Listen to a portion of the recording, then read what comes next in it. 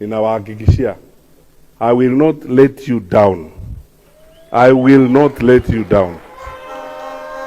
And you will not be, you will not regret making this decision. By the grace of God, kwa majaliwa ya Mwenyezi Mungu, I promise you, I will step up to the responsibility.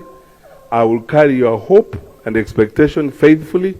I will carry your character and your aspiration that all of you people, led by our president, want a peaceful and well-managed country. And I will humbly, very, very humbly, work with everybody, all our brothers and sisters in all formations in this country, whether they are in united opposition, Linda Mwananchi, na wale wengine wote. I will sit with all my brothers and sisters, provided we are traveling one direction to save this country from the madness that we are seeing going on in the country today.